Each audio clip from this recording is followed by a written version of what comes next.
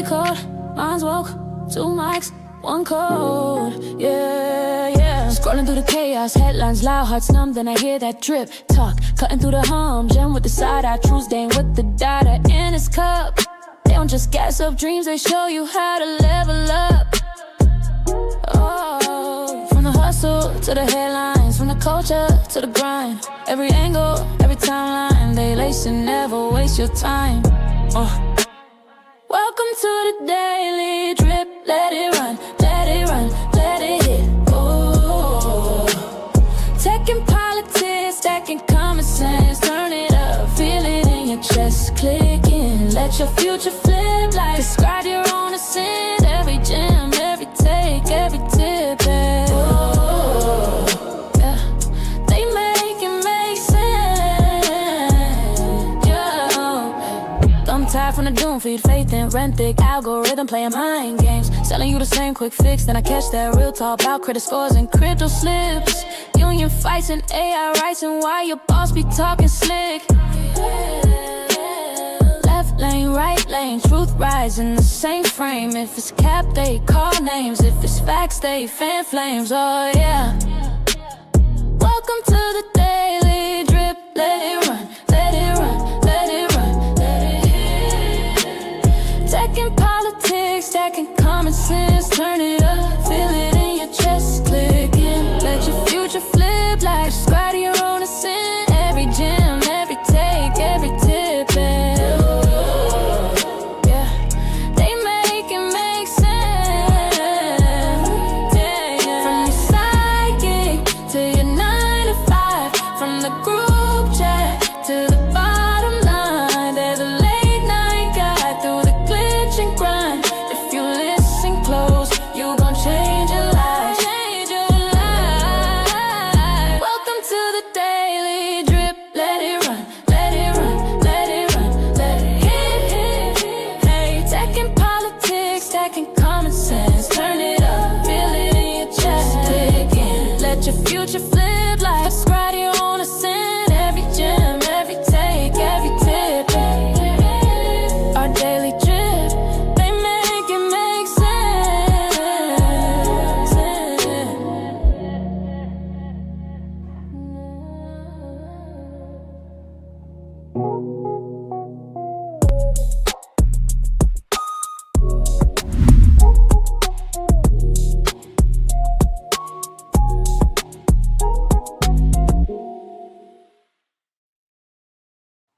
Welcome to our daily drip show, y'all.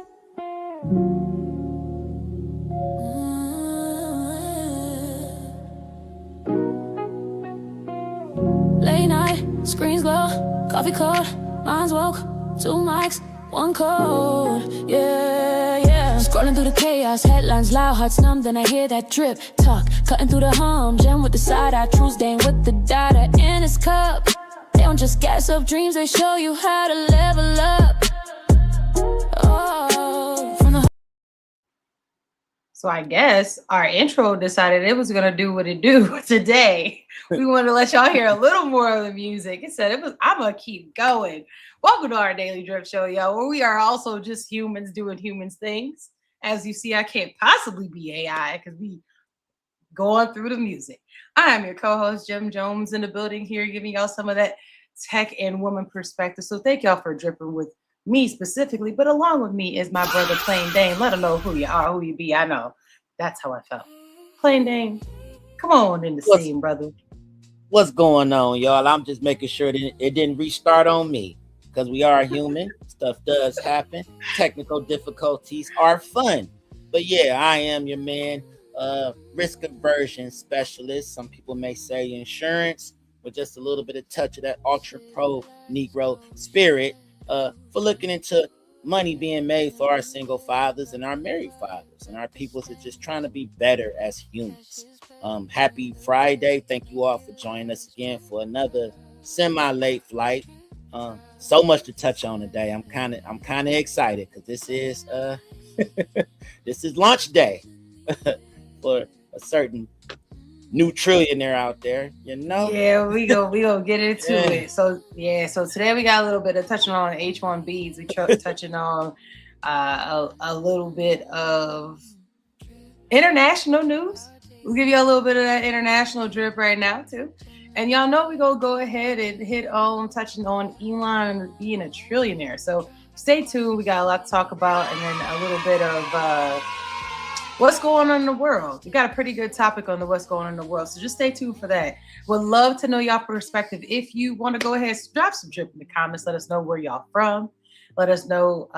Also, hit that like button. It's free. Don't cost nothing. Go ahead and hit that button since you're here. We see y'all sitting here. You see me. I see you. Hit that like button, y'all. Below, socials. Check them out. We're on all the platforms. Appreciate you. And if you're not subscribed, it's fine. By the end of this, hope you be a subscriber. So go ahead, sit tight, hang out, and here's some of this drip that we got for y'all. And in the background is Cassius Page. Say hey to the people. That is the engineer. Or not. He All said right. he ain't talking What today. up? All right, there we go. He said I ain't talking today, y'all. So Yeah. first we're gonna get into them H1Bs, y'all. So we have talked. If you have not been a I Squad, that's what we call people. Everybody are peoples who join with us every week as we drip on Friday nights. We have talked about the H1B policies and the one big beautiful bill. One of the things in that, was talking about how H1Bs would cost, right? And there's been a lot of mandates around that. Well, the pendulum has changed just a teeny tiny bit because they said, listen, you can't do that, Trump. You can't do that. And we're seeing as we go into 2026 to 2027, there's a lot of you can't do that, Trump. So we're gonna find out. We're gonna report on it. Also keep tight to do they actually follow through. So let's go ahead to this X post. So CNN had posted, a federal judge has voided President Trump's requirement of the $100,000 application fee for the H-1B visas. They said he didn't have the authority to do what he was doing. They said, you can't do that, Donnie. You can't do that. So we said, no, you can't do that because these are highly skilled people and we need them to contribute to our economy. Now, let's real quick before I pass to, my colleagues. One big beautiful bill, that $100,000 application was not to renew. It was for people who are literally new to the policy. So you would have to be someone who's never had an H-1B before, not currently on an H-1B before, for the $100,000 application fee for it to even potentially be eligible. So this is not hitting everybody. There's a whole lot of folks here on an H-1B that it does not cost their current employer $100,000 to renew every year. Now, that would be nice, though. What y'all think about that, team? Well, the first part was that it was the way that the person worded it when they first signed it was that it was going to be every year to renew. It was going to be $100,000. That quickly got eroded and centered back to reality. But what it actually does is it takes away from the ability to compete in a way that we would be able to for a host of reasons. So, I'll get into my little spiel about it. So the federal judge, they did just kill that $100,000 fee. So that's the HB1 visas that the Trump administration tried to bolt on to the system in itself, really as a way to appease people. But it does another thing, and I'll get into that. So the fee didn't protect American workers like we thought it would, should, could, that type of scenario. What it did protect was the biggest companies from competition by making it insanely expensive for smaller firms to hire any international talent at all. Right? Think about how many levels it would take to start handing out those $100,000 tickets, right? So striking it down actually levels the playing field from a business sense. But now a 50-person tech shop or a startup can at least be in the same conversation as a $1 trillion company when it comes to recruiting quote unquote specialized skills. But what does that mean for you? Right? The real threat to American workers has never been the random engineer on the H-1B. The threat is an employer who thinks that every human, citizen or immigrant, is a disposable line item. So if the government actually cared about protecting you, me, us, they'd enforce labor laws, overtime, and green card timelines, and not throw that $100,000 toll on top of, just the one visa category. So, what's the bottom line in all of it? What should you do? You need to build skills and leverage so that you're not at the mercy of a single policy or a single employer when the rules change by memo, because that's really what happens. It's damn near a tweet. So your value and your options can travel with you. And I'm going to leave it cryptic, but I'm going to close out on that. Yeah. That was my thoughts when they first introduced it. I said, the little man on the totem pole is trying to get that little startup popping off, want to recruit some good talent. He had a huge disadvantage. So I was looking at that like, damn, that was the first thing that crossed my mind. And then it was like, ultimately, it gets rid of the people that wants to actually create a company. They're like, F it, we might as well just become contractors and just take on as many contracts as we can on the solo dolo side and save $100K and try to get in where I fit in. I mean, I hear these stories every day, all day, especially in my line of work, because I'm always the one that has to insure these people that don't work for the companies and the 1099 agents of the world. Actually, I had a guy, it was so funny, a guy that I was talking to today, he literally got fired and hired on the same call I was on. Oh my like he goodness, literally was, crazy. while he was getting fired, he was emailing another job and picked up another job. So that's, hearing about that $100,000 price tag was like, I mean, this is going to be the world for those people that actually would want to start a company and train some people up to do what they do. It makes it insanely difficult to recruit outside of the States. So, yeah. Before you hop in, Cash, I would like to challenge y'all though. Okay. Usually a lot of these H-1Bs, as far as like having to renew the visas, and correct me if I'm wrong, y'all, but it's a lot in the tech sector, right? Like that's usually one's getting the huge bag in these scenarios. Right. But when we talk about small businesses, like mom and pop sorts of like people from another country, like they come over here and they build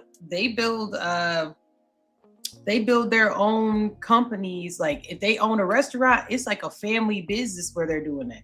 It's very interesting to me that those small businesses that Americans who have like their own family, like you go to somebody who has they own a bunch of houses and stuff. It'd be their son, their daughter, their cousin. All these people are in this together with those. They're not even thinking about the H-1B.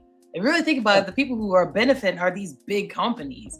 So it's like the smaller people really typically to cut costs. They making their people work for, I don't want to say for free, but for free anyways. Yeah. You know so who's getting knocked over the head by? Who? I'm gonna tell you which industries. How about Dunkin' Donuts? How about your 7-Elevens? How about your Mr. Heroes? Are you saying the Indian community? Well, I'm saying that's typically who owns those for real. Like typically, I'm just saying but certain visa types that would be able to leverage H-1B status and work people like a mother. So that's 10 years. All of that. Yeah.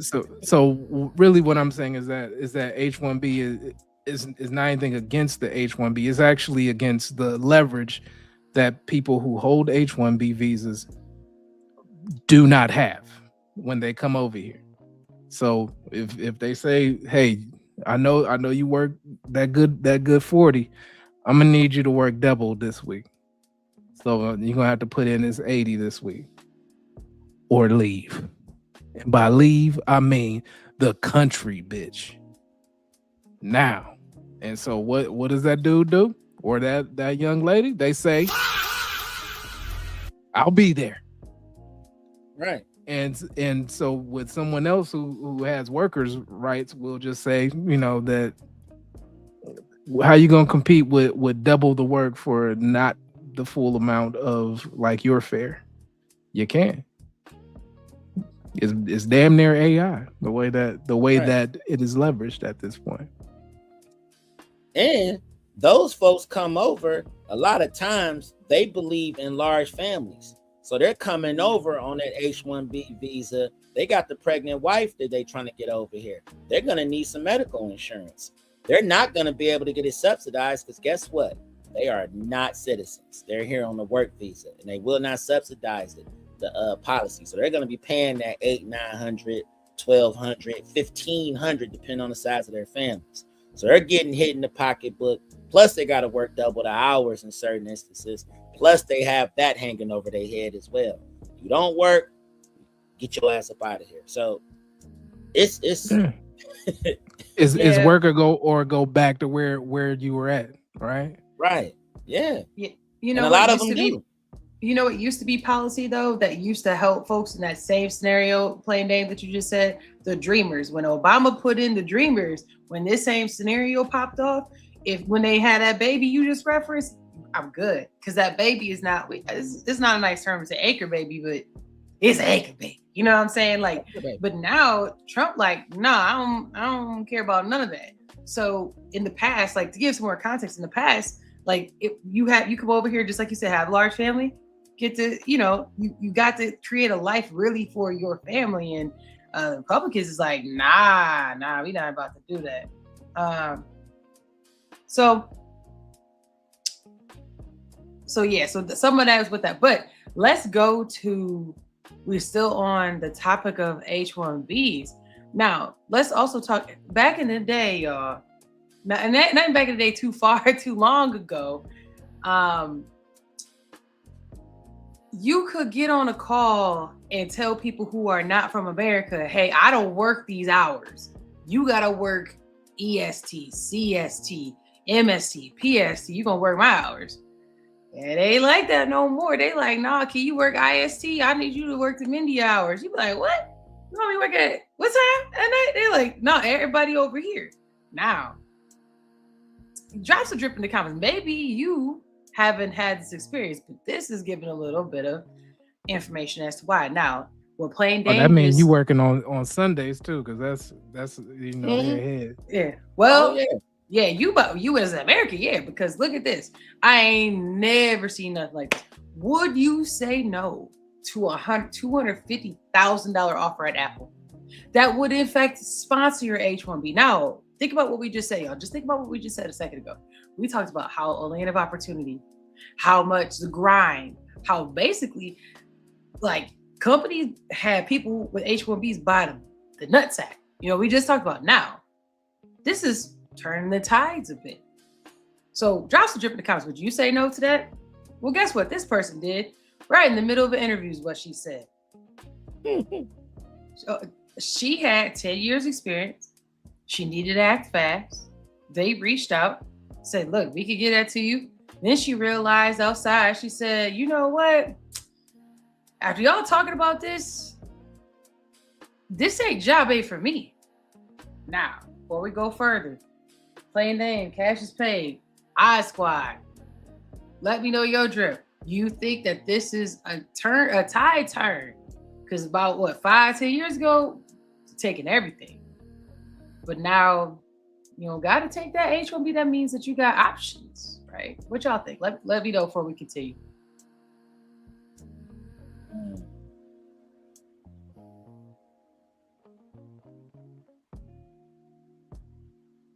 Scanning this a little bit. So let me give a little more context. So basically, she said, listen, I don't want to be the role that you're offering me. And I don't want to grow into what it is that you shape this to be. I know I want to be, and if you go down here, she framed her story from ex-analyst to strategic technical product leader. Now, to be an analyst and be a product leader are two different things. An analyst is somebody who's going to do the tactical. They're going to do the work. She's saying, nah, I'm a vision person. I'm a set up what's going to happen, and we're going to do it this way kind of person. I don't want to actually necessarily always do the do. I want to help guide people or set up processes and so forth to help us get there. So, nah, that's strange. First of all, and also she's a woman, right? In the sense of like a woman with the H-1B.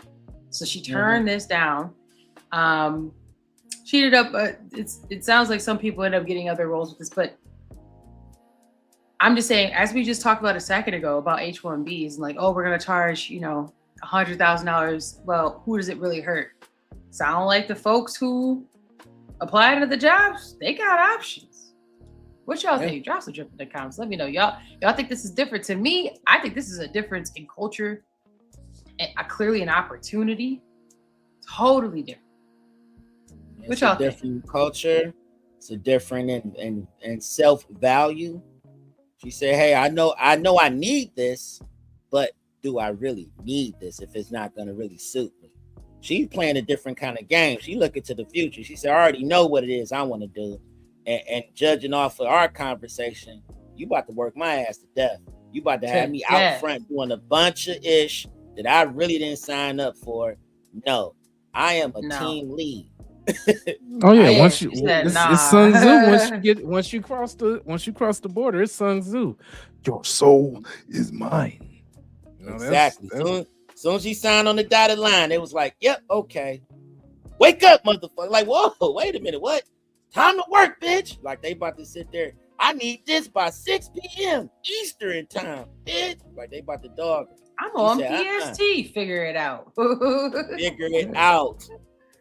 No, but the story that you bring up here is good, where Apple offers somebody $250K for a role with H-1B sponsorship, clear path to status, big brand name by Americans. Keep this money in mind. You make it $250. Americans, you make it $250.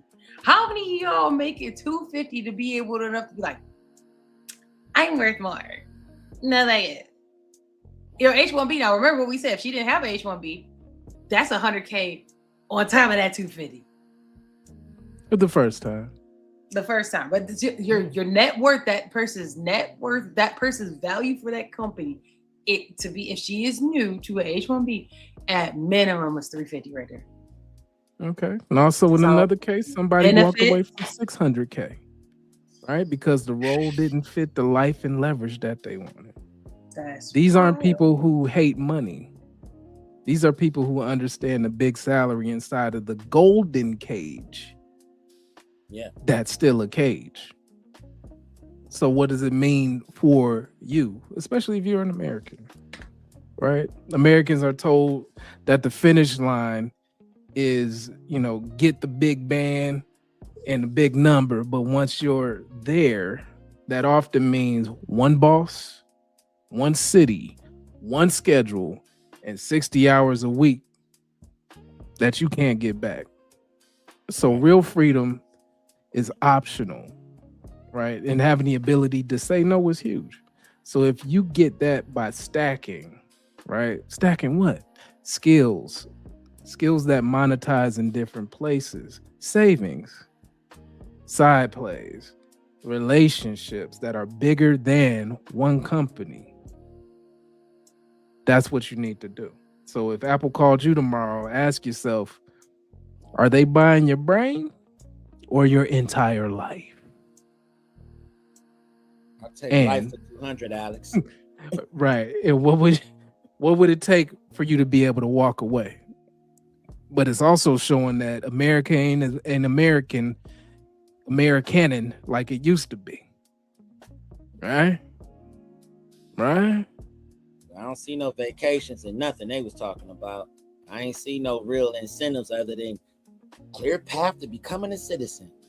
What does that mean exactly? And they like, I don't know.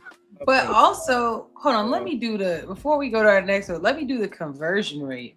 Let's see how much that is if she passed up though.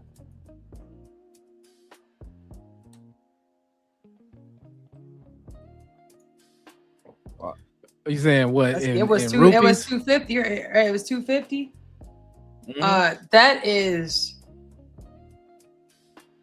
23,786,860. Well, we'll round up 870. First of all, she wasn't gonna get all of that. That's the other thing. She wasn't gonna get all of that. And for all the people that was gonna have to come over, we'll say 150. Let's do 150. Okay. Let me see what that look like. What can you do with 14 million? She's gonna have to pay Dame insurance. What kind of house was you gonna That's have? what I'm saying. Yeah. Listen, it's so You much start- that comes start with adding that. up. If got they room make and her, board. if they make her be in Washington, up in Seattle, that was gonna cost $6,000 a month for an apartment. Hopefully, you rooming up with some people. It should start not making financial sense if you start laying it down. Yeah. Let me Right. see what 8 million rupees. The biggest killer is gonna be the insurance. We're gonna have to have some insurance. That's what's gonna murder her in her first year here. Again, first of all, even if she can get it subsidized at 250,000 gross, they ain't subsidizing a damn thing. They like she can afford it. Whatever it is we charging, she can pay it. She get lucky if she in the state where she can actually get like a private insurance to where she can do like what they Man, consider you short can't. term. Is this what they said? And then she gonna turn around and her coffee gonna be $12. Right. $12 for a cup of coffee. Cause she gonna come over and want to get a slice of Americana. She gonna want to do the Arbucks and all of the name brand Not stuff. She the gonna want to experience all of Americana. that. That's what it's about. Everybody want a slice of Americana. They want to come over and and if they young, they want to dress like everybody else is dressing. Yeah, they want to dress actually like become everybody slightly American. indoctrinated into the culture, and that shit is expensive right now. Yes, it is. Right. It like the rate of inflation is just too high to even make it palatable to think that 250 in Seattle or in San Francisco is going to be enough. Right. And that's a woman, it just right? isn't. Yeah. Yes, it was a woman. Yes. Now, if that's a man, and he coming over here and he want to date one of these American beauties, and she's singing "If You Love Me, You Put Me in Chanel" and all that old shit, that money gone. Hell no. Rap. Yeah, it's gone. That money's gone. It's gone. You gonna run your trick bill sky high. Not you gotta have a trick bill.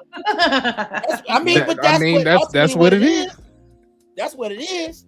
And he comes from a culture from overseas. They want to have a lot of babies. You know who pops in the comments. I'm not doing this with you. I ain't gonna do that. I ain't gonna put. Shout out to Joe. He in the comments tonight. Shout out to Joe. He trying to get us in trouble. All right. And we got some other people in here. We definitely don't put that on the mood board. Shout out to Sands family. The Sands family. Shout out to Sands family. Yeah. Thank you for pulling up. Make sure y'all hit that subscribe button. Make sure you hit that like button. Don't cost you nothing. We appreciate the support. Helps the algorithm, y'all. We see other people that comment. And these are conversations that really need to be had. So this is important stuff. I know we joke a little bit in between, but like people really need to understand that it's not just one side of this, and we're not against H-1B. I'm just talking about how companies are taking advantage of all sides of this. Yeah. It's an important subject that we all need to recognize here. Right. And I'm also speaking to that young 28 to 30 something that just got accredited, that's been through school, that owe money to that school, and you trying to, find a way to kind of flip this into something that's going to make some sense for you financially. You got to think about the big picture.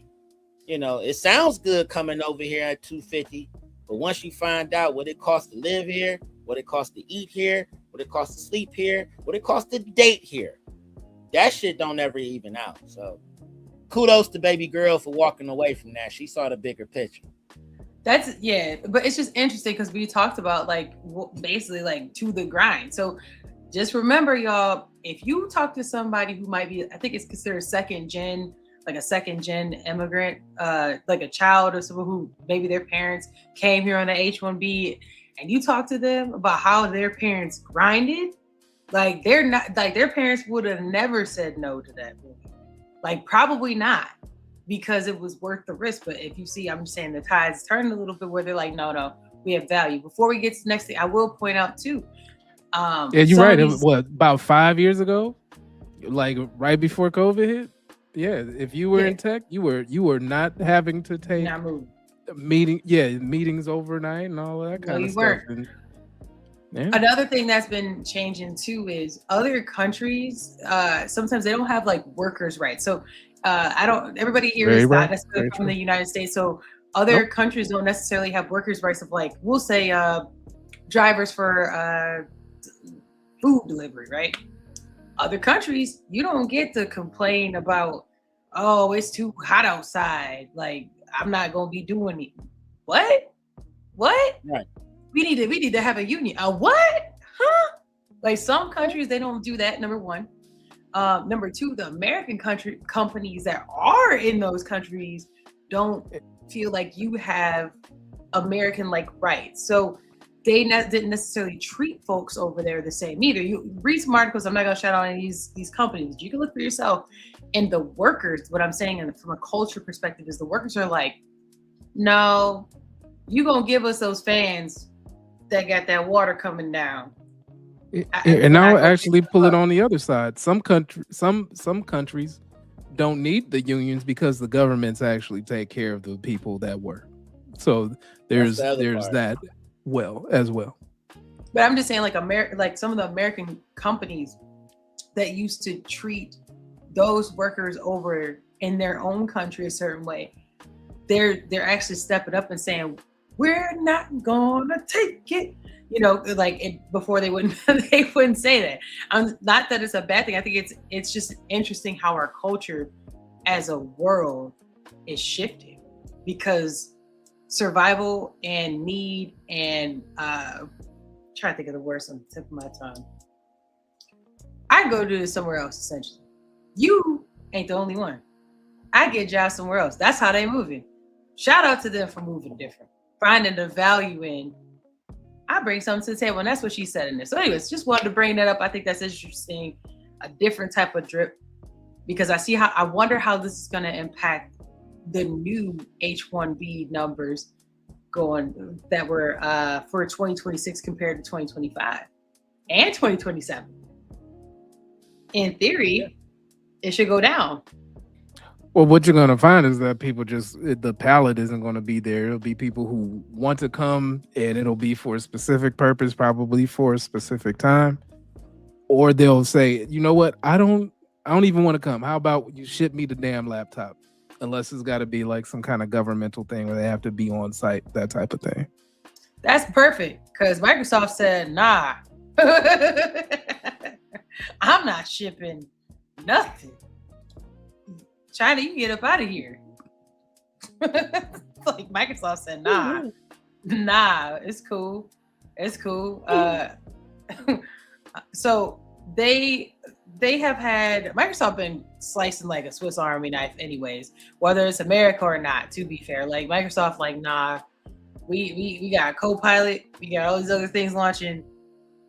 We all right. So now they started cutting jobs from its Azure cloud unit, and specifically that focuses in China. Let's take a step back for a second and think about, of all the countries they do business in, because they probably aren't the only one that they do use, have like Azure or any other kind of services there. Why would they choose China? Well, tension, right, between the US, China, and there's from a tech perspective, there's always, correct me if I'm wrong, Josh is dripping the comments if you disagree with this, there's kind of always like a truly unspoken feeling that China is spying on us. So we don't gotta use them, we not gonna use them. But sometimes they as in the companies, use them for cost and actually quantity of people. Well, right? I'll give a little insight into a portion of it. Like for real, like they wouldn't. So if there's a chance like this, we can cut them. Okay. Well, from a IT perspective, right? If you're in a higher enough level and you have to work with various groups in China, you would know that the government there, because the government runs everything, it's not really truly private business. Your tunnels, your information highway essentially has to be open. So all of the data has to be shared with the government. Regardless of what you feel is going on, that's what you would consider IP if you were doing it that way. A lot of companies aren't, we'll just say, free enough to do all of that. You try to give as little information as possible for what you need to do in those countries to extract as much, we'll say, value as you can. And notice I'm talking lightly in order to even get this off. But when you're sharing so much, sound like China is in his earpiece, like motherfucker. Trump would say, China. No, but really, what I'm saying is like, okay, well, people are sharing their items by items I mean IP, so that even if you see Nikes turn to Rikes, you see Louboutin shoes turn to Louboutin shoes, you know, like it, and right. And it's because everything's being built over there and extracted, and we've seen some of those tapes go viral. We're saying, "Oh, you like you like this cologne? Well, it's made here. It's not made in Italy. Surprise! You like these Uchis? Yeah, they're right here. Uchi Wally, baby, put them on. Uchis is crazy word. Double G, the face. For a fraction of the price. It's always much lower. Yeah, why do that? I can give you the same thing. I'll give you 100 of them for the same price. Yeah. You sell them. 3 months to get there. Right. So, you know, but these are the types of issues that companies who were able to turn a healthy profit have lost greatly because of you know, those seller sites, we'll just call them, right? The sites that have various sellers that sell the, you know, the great and bogus material. And it's caused a rift between business, which now gets in the political scape of government. And I'll leave it there because I know we're going in here a little bit deeper. I wasn't trying to go as far as I was. I got nervous. My neck started itching. I'm like, I don't know where this man is tiptoeing to. Yeah, you ended up going to that. But yeah, so we talk a lot about like job cuts and so forth going on in the United States. Just know this is not isolated to within the United States, y'all. This is a global situation, and there's different reasons for these things. But when we look at on the global scale, my drip is this. If you think for 1 second that America wants to house their business information somewhere else, you are sadly mistaken. But what we're seeing in this day and age is money rules everything. And as long as some of those places are it's the risk of it, right? Yeah, if they have the even geography plays a part too. Like it would be hard when we start talking about data centers and stuff like that. You know, so some places are not ideal to keep it, but maybe somewhere overseas it would have more mild weather. You know, more, you know, less of an opportunity of disaster issues. So they're willing to take that risk, right? But you have to deal with their government, their regulations. Like in Europe, they got GDPR with certain things. And I don't know how that works with like you having your stuff there. I would imagine it's still governed.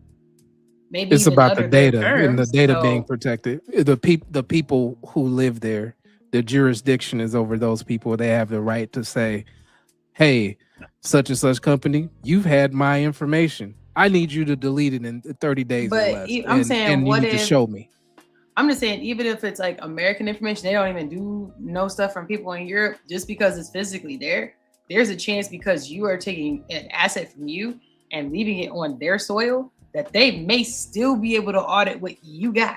So it is definitely a risk. Even if they got no business with your people.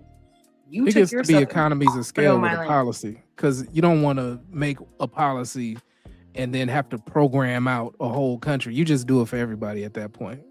Because you know, you don't want to, okay, for country X, country Y, and country W, I'm gonna make this policy, and then now I'm gonna do everybody else a different way. No, you're just gonna try to do as much as you can so that when you have various audits that you need to cover, especially in public companies, you just can handle it in one swoop.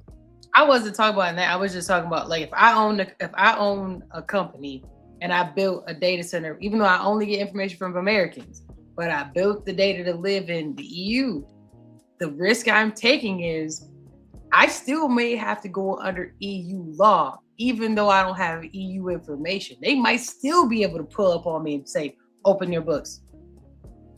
That's the risk you take because it's not housed there. Like there's stuff like that. Anyways, that's why instead of doing that, they like, let's cut that whole group. Get rid of the group. All China. We're going in a different direction. Yeah, we're going in a different direction. Put that Azure stuff over there in whatever other city in the US so we can exploit them.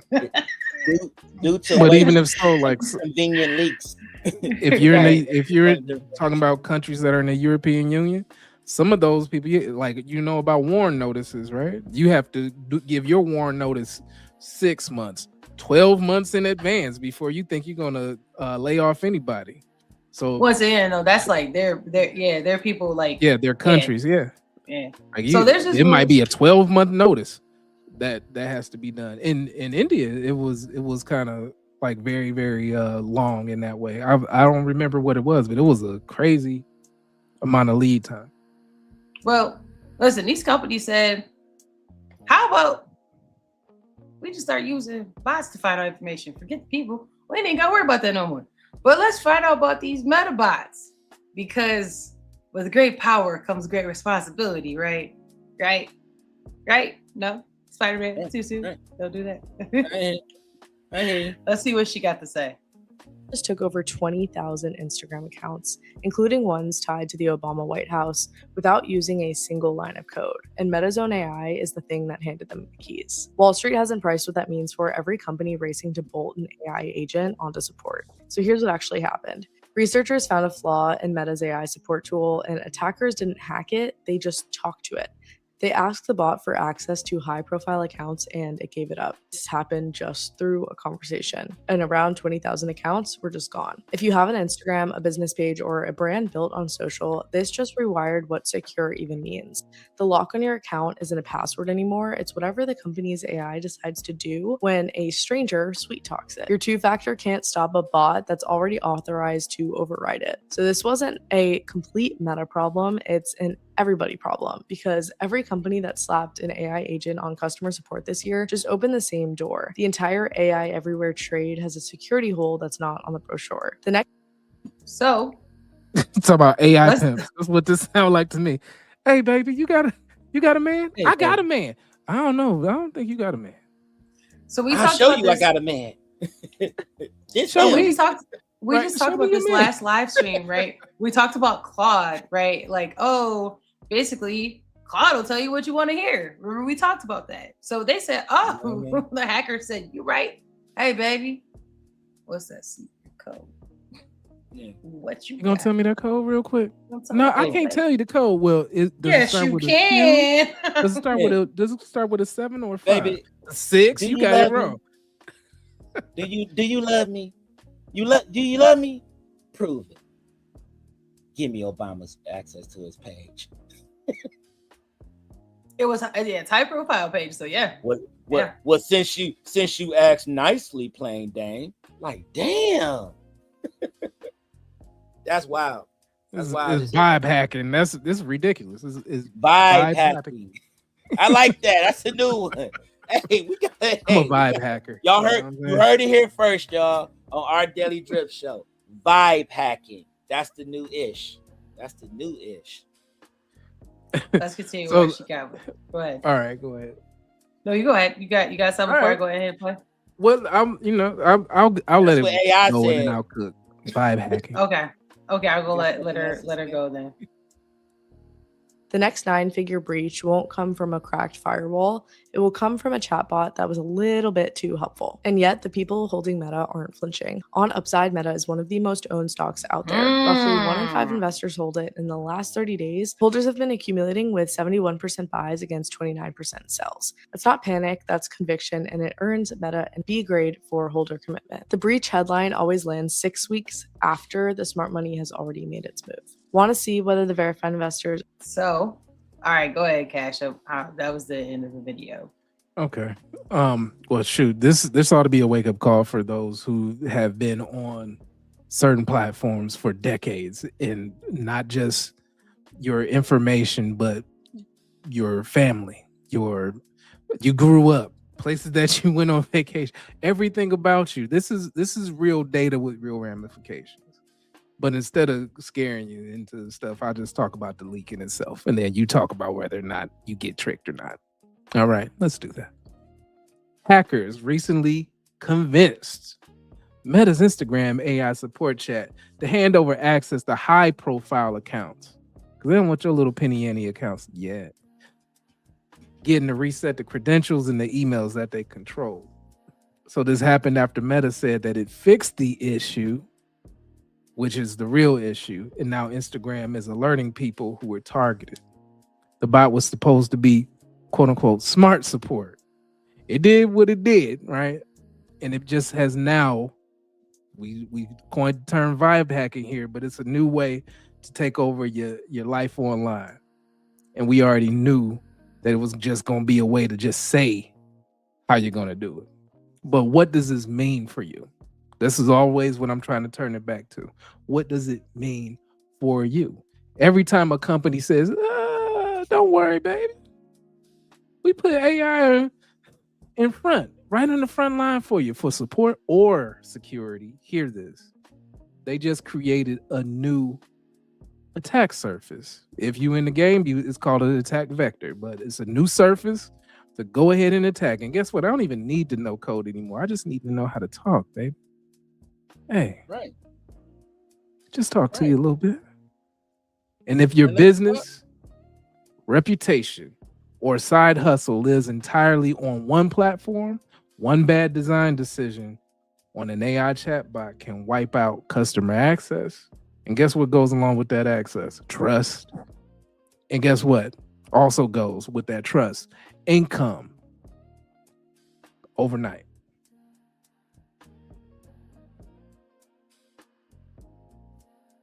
Right. I know you're gonna talk. Plain dang, go ahead. Yeah. No, I was just gonna say, just with AI as a whole, what I've learned, me and my pal Al, playing around with AI just on the design front, doing video editing, stuff like that. Exactly. All you got to do is know what to say to it. So this is not like anything new. This is really the way of the world now. Like, long as you know what to say, key terms and verbs to use in conversation with AI, it's gonna open up like that horny college girl after a few drinks. All right, deal. Let's say it the right. I know. I'm just gotta go crazy with it. But bottom line is that this is not something that's like, to me, it's not hidden. It was just a matter of time. That's the way I'm looking at it. I mean, soon as you. A matter of time before you heard about it. I mean, because you already know what's that. It's as soon as somebody knew, like, oh shit, you could do this, son. We don't need to be pirates anymore. This was our conversation. I want to say probably about 8 months ago, amongst us in the house. I'm like, if I could sit here and tell this program, I want to be placed into a world with a purple sky, a Rolls Royce, and dandelions all around me, and it flows side to side a certain way at a certain BPM to a beat, and it creates it within a matter of hours. It was only a matter of time before somebody starts talking to the banks and start talking to other, wherever they got an AI chat involved anywhere in it, the right things being said is going to open doors. I mean, I feel like that's something they already knew. And a lot of times it's going to be agent talking to the agent. So you don't even need to be the intermediary at that point. You have people using like other agents, will say Claude, for example, to be we'll just keep it PG and say a white hat team. So they're ethically hacking with that. Right. But let's get back to the freedom move. How can people have freedom from this? One thing that you can do is you own a direct channel. So what can you do if you're put in a situation? You need an out. So what's that? That's an email list, right? We need to probably have one of those because we haven't done one, and we should probably do that. Site, have your own website. Have a SMS group, and hopefully it's not on some bullshit. But the strongest security that that they offer are physical keys in proper two-factor authentication. It's called 2FA, right? So never bet your whole future on one company or one company's login screen. And one AI chat away from being sweet talked into oblivion. So you don't want that. Right. Protect your neck. For real. Because we Or still as Joe would say, protect your feet. protect your feet. Watch how you step. No, but for real, that's still a thing. A lot of our older clients, they still want the traditional website where everybody else saying, we don't need a website. I got AI. Okay.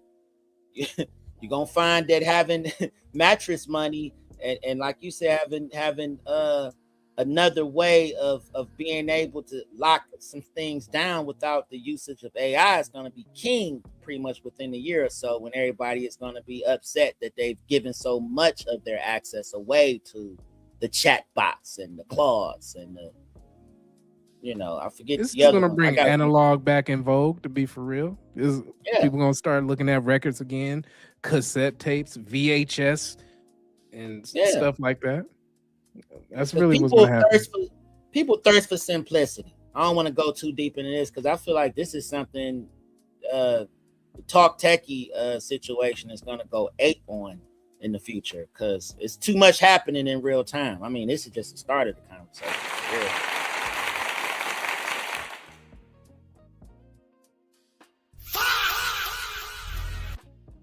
I did that because you see she muted herself and it was talking. I wasn't, guess because I wasn't ready yet. So talk techie, yes, but let's go ahead and get into your boy, Elon. You have been living under a rock. SpaceX. Oh, the the biggest IPO ever in life, in history, worth more than your life. We're public today. IPO stand for I'm paid only. Yeah. Me. I'm paid only. Me, bitches. I'm paid only. Nobody else. I'm paid off. I'm paid off. I'm paid off for all my loans to get another loan to leverage off of that. I'm leverage on leverage now. Right. Oh man,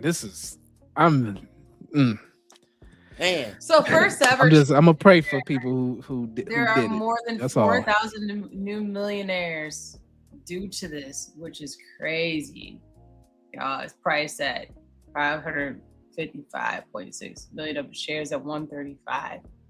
It's the biggest. It's the largest IPO in history. That's insane. Yeah, I can see the smile. Elon. It's basically like one big ass NFT. That's all that I see here. One Musk big is NFT. the first trillionaire on paper. No, I'll let's see if I can get it. I will. I have a. Go ahead. I'm sorry. Go ahead. I was gonna go to a video. You go ahead and do that. I'm gonna get the video together. No, I just said. I said the people that survived Immigrant, like, damn, we weren't thinking big enough. Right. Right. We just was not thinking. Like we tried to sell wind. They sold space. Shit. What was we thinking? Got some weight on business like a mug. Now, before I get to the video, I'm gonna show y'all this. Now, it ain't just the IPO, like, right. That was the 6th. Today is the 12th. So before the IPO hit, the circular jerking motions have begun. Yeah, it's done. 920 million a month. In Monopoly, in Google dollars, we'll just say. Right. Baltic Ave real estate paper. Well, they were gonna need cloud service for somebody, I guess, right? I mean, that deal, the same way that Nvidia gets it. Right. Oh, here they go. Well, now ain't that positive market prime and moving days, news days before your little IPO? That's funny. Yeah, let me do that right before because people was over here doubting us. So we need a couple more things. But Shout out to whoever Jake is. Jake Yeah. said, I mean, is the entire AI industry just one enormous Ponzi scheme? Shout out to my guy. Don't do that because you about to make me mad. Shout out to Jake. You just one hater. That's what that sounds like. And this How you hating outside the club? You can't even get in.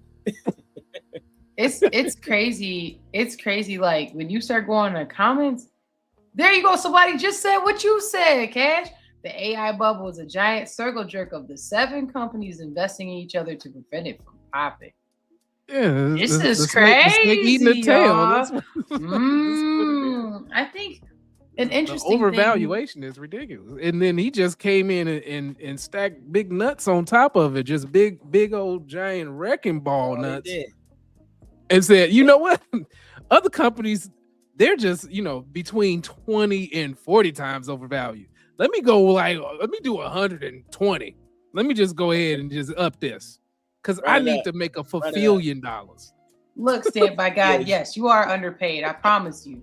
You definitely underpaid. If you paying $920 million and you over here making sure daily operations. Man, we all about to get paid in the Zimbabwe dollars the way we inflate. I'm saying I still got mine. Dollars and that I got to spend 8 of that on bread. So you know what I'm saying? That's where we gonna be at with it. The quicksand is in the basement. I'm gonna build some straw and put a couple of sticks on top of that shit. Just don't walk too hard, y'all. Just don't walk too hard. Please don't, because this is a house of cards. So the market watchers are talking about Musk and the backers pushing for this. At the time that I wrote this, it was $1.75 trillion valuation. That was the target. So it was roughly about 100 times earnings. So the money that they actually bring in is 100 times that. And the big names like Nvidia, they trade closer to maybe 20 to 25x. So 20 to 25 times what they earn. They actually earn, well, at the time, it was some real money, right? So the research outfits at Morningstar, they put today's SpaceX value at 780 billion, which means that the 1.75 trillion is basically around the story, the hype, the optionality of the future. And Musk himself responded with a wild $30 trillion scenario with comments like, Ron is smart, feeding the conversation while acknowledging how speculative this shit is. So let me get back to what it means to you and I and people who have regular ass paychecks in this, because it should be concerning. And I'm going to pull up Joe's comment while I'm talking here. And shout out to Rebecca. I forgot to shout her out. Shout out to Rebecca Mathis. Yeah, shout out to her. Sorry, I didn't get a chance to shout you out. Hi, Becky. So, when you watch other people's valuations, you can start building things with upside on your own. So, a business, a product, a real estate play, IP, so that's intellectual property, a channel, if you want to go on YouTube and do your thing. It doesn't have to be SpaceX size, but it does have to exist. So you start somewhere. Everybody got to have a dream. Ain't that what they say? It's hard out here for a pimp. Everybody got to have a dream. So, man, this showed me that a pimp's life is real. So that's all I was getting at. That's not a bug's life, a pimp's life is crazy. Pimp's life, for real. Pimp's life is crazy. Word. And if he never would have went to jail and died, I wonder how much Bernie would have made off of this. See what I did there? Yeah, I like it. We'll clip it. I hope that it was clip worthy. All right, let's get into a little bit of this. We'll see Elon's actual reaction, and then I have another clip, and then we'll talk real quick. It's probably like, for real? They bought it? I mean, yeah. It is certainly hard to believe that a little company that started in a warehouse in El Segundo is now going public for with the largest IPO that ever. You're not And let me tell you're not you, gonna if do people had told me the this salute was right now. gonna happen, I was like, man, you must be smoking some really good crack. Because You're not gonna do the salute right now. Does that crash No, that but boy? really crazy if he would have got up there and did the hammer time or something like that. That'd have been crazy. The X and SpaceX are already doing a salute. Look at It is though. Hey. You ain't right. All right, we'll let it rock for a little bit, and then I'm gonna switch over to this other clip. I think this company's gonna fail. I mean, I gave SpaceX less than a 10% chance of succeeding at all, to be clear. In fact, I told people this. I said, look, we're probably going to fail, but we should give it a try, because if we don't, if there's not a new company that enters space, we will never be a truly spacefaring civilization. While the other aerospace companies, they build good rockets and everything, they were simply not pursuing the technology that's necessary to make life multiplanetary, to make Star Trek, to make the exciting science fiction futures that we've read about real. And that's what SpaceX is all about. Now, that's interesting. Now, a lot of times we'll say, oh, the risk rate is XYZ. So basically, he went and gambled. Or did he? Did he, though? It's less than 10% chance. Somebody of that intelligence? Huh. What other kind of info you had that it made that 10 turn into about 60? Because ain't nobody pouring that level of money in there without a good amount of percent. Would y'all agree? You put your money on something that's a 10% chance? Like that kind of money? Merge in under 5 years? Yes. Yeah, I can see that, because he's gonna have to, because it's gonna justify technology, things that he can prove things he's done with that. Yeah, I agree with that. No, that's I the agree, only like, thing it's that only actually agree. makes It's only them that makes outside sense, of Starlink. So really, it's a bunch of toy rockets right now where you can use the rockets to push the Starlinks up in space. Cool. Starlinks don't make enough money to actually warrant the evaluation. And he's talking about putting 1 million of these satellites into space. So that's extra space junk. I can get into all that later, like how weird that is. But Right. I am just extremely weary. And like I said, not financial advice. My mark is at $63 to $65. That is going to hit. And that's when I'll buy in, because it's gonna get too long, and a lot of people just gonna go ahead and they're gonna cash out. They're gonna sell out. Is this the one that we should go do next, or is the other one? I'm trying. Yeah, and so Okay. when I got into things that you need to take away, and when you're watching other people's valuations and how you start building your own, one part of building your own is actually keeping your own close to the chest, because the devil is always watching and the minions are waiting. Yeah, we'll circle back to that at the end too. So let's see what John Hope Bryant. We got another one from him later too. Black man in America has no social media account. His company's called Worldwide Technologies. He's worth 8 billion dollars, right? And he's in technology. Were the other six? Were the top 6 richest Black people in America? What industries are they in? Are they in the things that you obsess about all the time? No, technology, finance, right? So Robert Smith, I think, is number 2, and then real estate and real estate. My man Don Peoples, I believe, is in that group. I know he has $1 billion worth of real estate. Anyway, you get the point, right? And then you have the folks that you recognize, the richest man in America, the richest Black man in America. So everybody knows Elon is a trillionaire, right?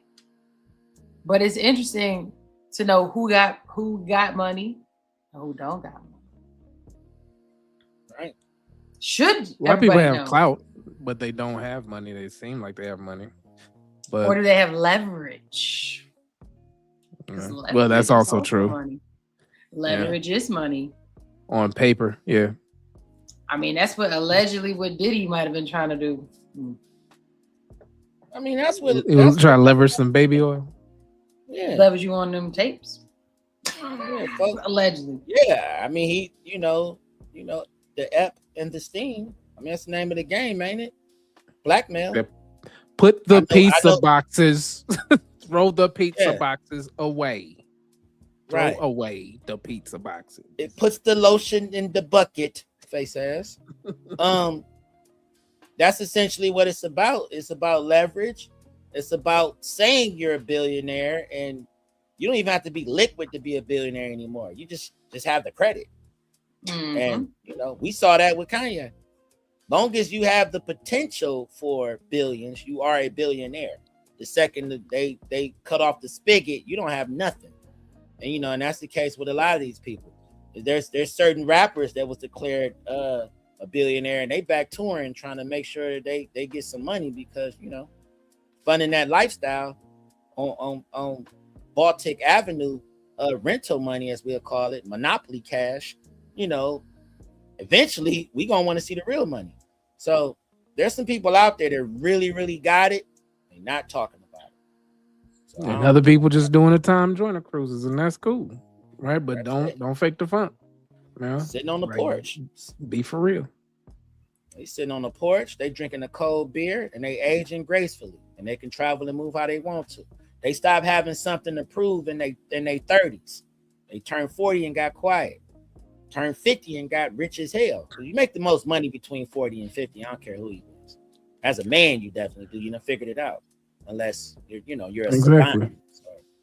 So or you're in professional sports, then you're not going to make your most money in 40 or 50 unless you've actually invested that money and didn't spend your game checks, and you actually invested those and did what you need to do. Yeah. But that's a different conversation. I mean, you can make a lot of money, but at that point, it's about how much This dude money is ridiculous. Yeah. That came out of nowhere. I'm transactional. He is Transaction. Yeah, but no, for real. I mean, that's when it comes to that, then it's about how much can you keep. It becomes that conversation. So, yeah.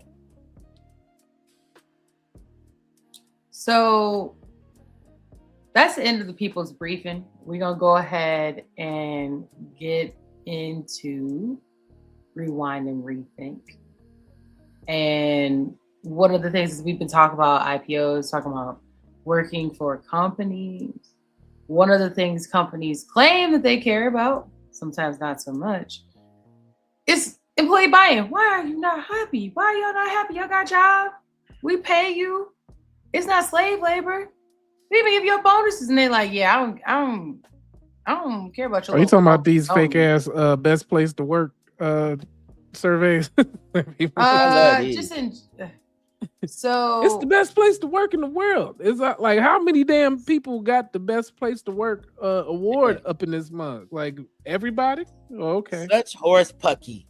And then you get to watching a documentary about that same place. Somebody on there like, you touched me in the. So what they're saying in this is that like a lot of times like companies will just throw money at it or for you to just have this thing to do. And they're saying that there's actually an endowment effect. So there's a tendency for people to place greater value on things they feel ownership of. Because if you invest your blood, sweat, and years into it, then you're gonna care about it more, which is true, right? 2020, not the great place to work, but it says 2025 Gallup poll reveals that 32% of employees feel engaged in their work. Oh, that's high as shit. Well, 68% don't feel engaged in their work. And then it said that 17% are actively disengaged.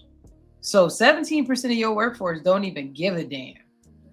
It's going to be more than that. That was going to be more than that. Them numbers are fudged than a motherfucker. It's 32% that's actively disengaged. It's 68% that's just there. Oh, like yeah. I'm looking like I'm engaged because I want to keep my damn job.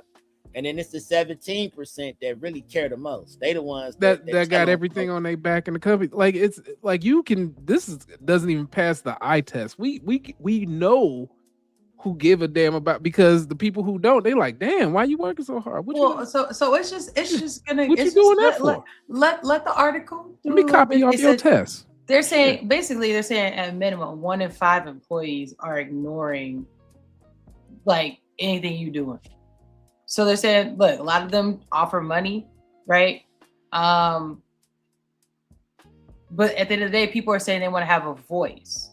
So this is only about 1 in 4 employees to talk about all of the damn bullshit excuses that they want to have. I need a voice to talk about how I don't want to do the job. That's really it. Okay. So it says about 1 in 4 employees globally, not just the United States, strongly agree that their opinions count at work. But remember, like when you work for office, they spend money on, all this other stuff, trying to increase people to stay. They want to increase for people they spend money on training. They spend money on, education. Sometimes they spend money on gear, right? All the stuff they think is going to make people happy. And employees are like, it still don't matter because you don't care what I think in general. So here are some tips that the article gave that I don't need no t-shirt. Just give me the money. Well, it was saying that people don't feel I don't need heard. swag. Drop some drip in the comments. Drop some drip in the comments. Do y'all disagree with this? They're saying that when people speak up, that leadership a lot of times takes it as a challenge, right? You're insubordinate. No shit. Rather than saying that maybe there's two things. It could be either a teaching opportunity or a learning opportunity. Because sometimes from a teaching opportunity, it's saying that maybe the employee doesn't understand the reasoning behind the decision. If you understand, you might be able to create buy-in. The other thing is maybe the employee sees something you don't. This is the part that a lot of people in leadership are like, no, I ain't got to figure it out. You got to figure it out. And it's like, well, they still got to do the work. And so what the article is saying is that the ability to have people have buy-in and feel like they're a part of a process would help increase some of these tensions. Drop some drip in the comments. Y'all disagree with this? Essentially, that's what this is talking about. Like, let people feel welcome, their voices heard, let them be a part of a process that you, in theory, would increase positively your number. Y'all disagree with this article? Let's think about it for a second. What y'all think? I don't, because I'm gonna tell you. So I have something that I do with my team called coffee chat, right? So we have a couple of different meetings. You got your informative meeting that happens like early in the morning that someone else in leadership runs. I run the coffee chat. Coffee chat is for my people who don't feel like they're seen or heard. They can actually come in, ask questions about things they fully don't understand. It's a smaller group setting, gives people an opportunity to actually voice what they're feeling. Now, I have to gauge it a certain way because I can't sit there and super overly validate every single complaint and everything that they're bringing, because once a person feel they have your ear, then it goes from asking questions about how to be better at their job to just an all-out cry fest and a bickering and being session.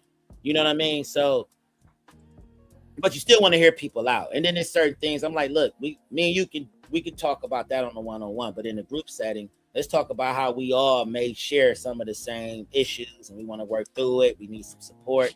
That's what we're here for. Now, in that space, I've been told in my evaluation that a lot of them have grown in their practice as a result of it because they feel more seen. They're more apt to ask questions. They actually want to get better at their jobs, right?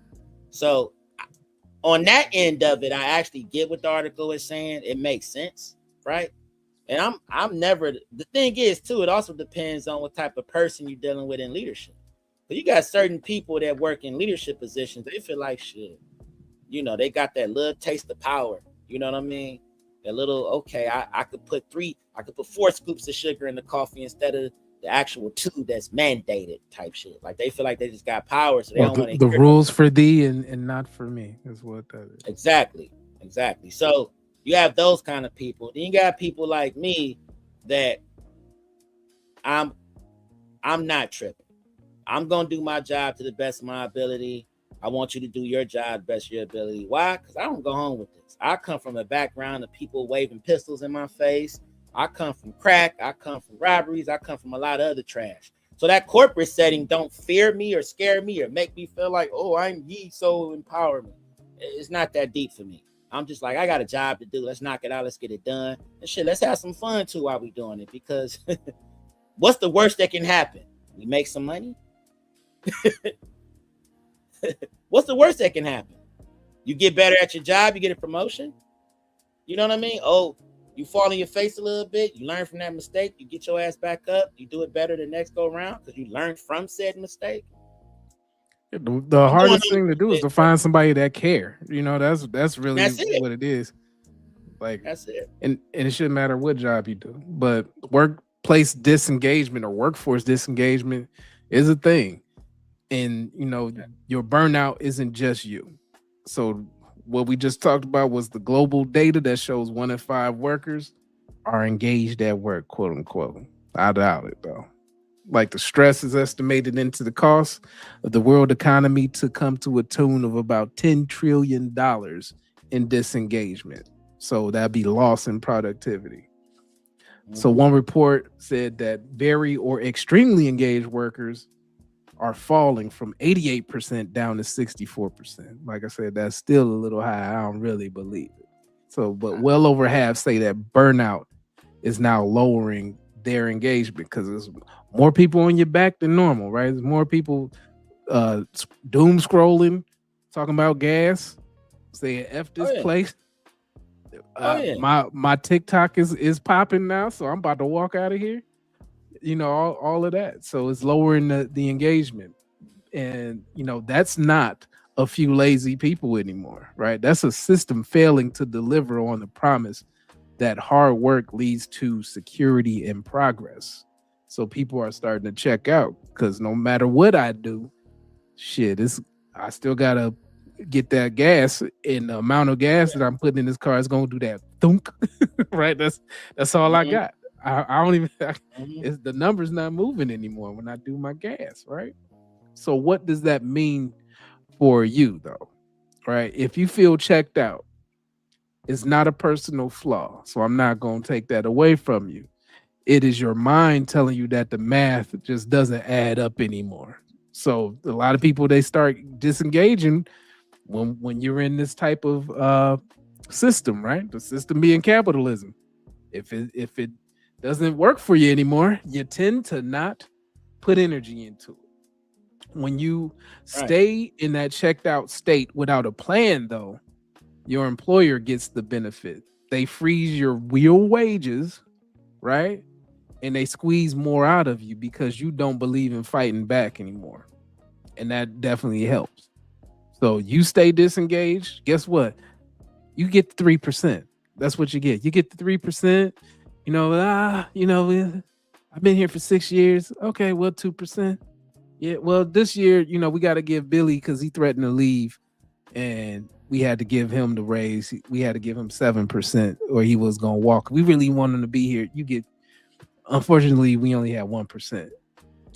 People these days, though, they talk to each other about their wages. I've never been into that, but they talking to each other. How much you get paid? How much you get paid? Shit's wild to me. I'm in a different generation. I was never that type to be like, how much you get paid? I'm getting paid this. What you get paid? I'm getting paid this. I'm gonna go back to the boss to say, hey, I'm supposed to be getting next.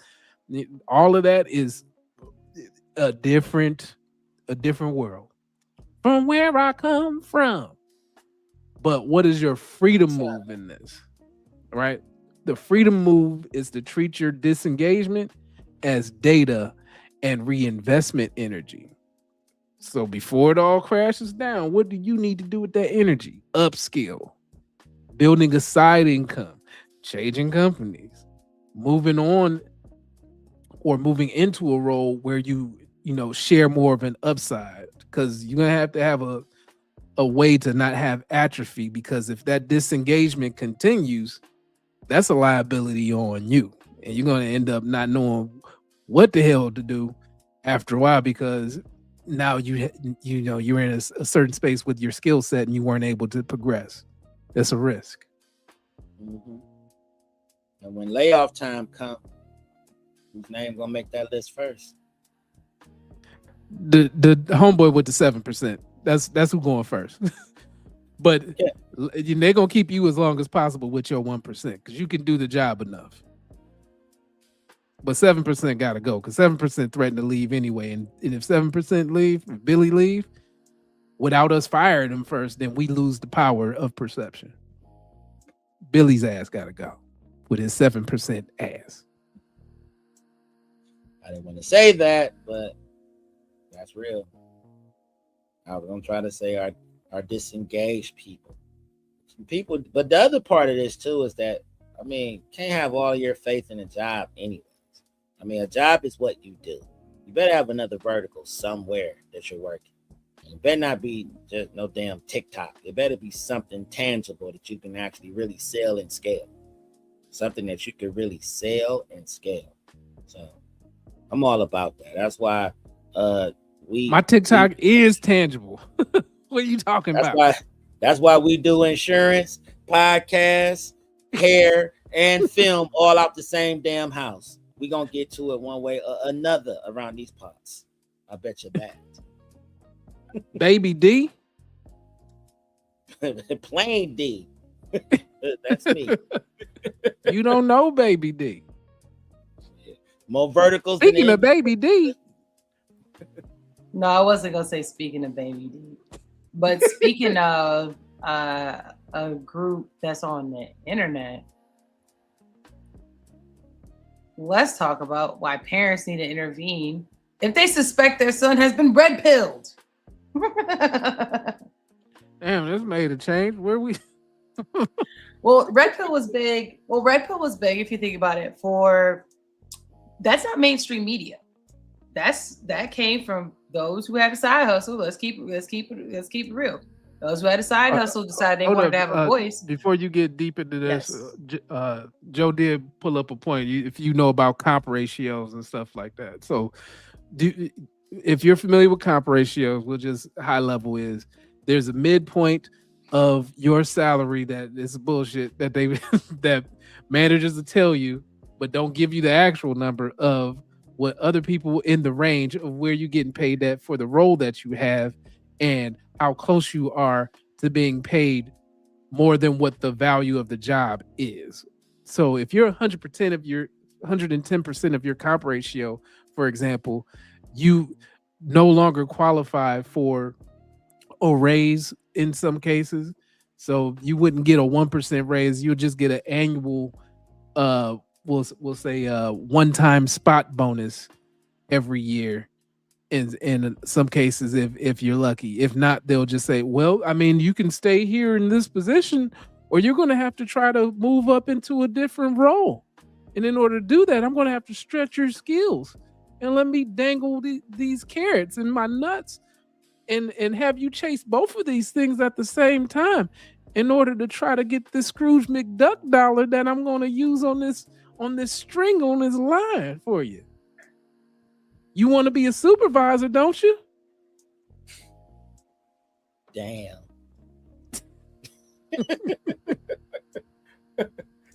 Sounds familiar. I didn't read the rest of it, but they won't promote it. Yeah, exactly. That's how this is exactly what this is. Yeah.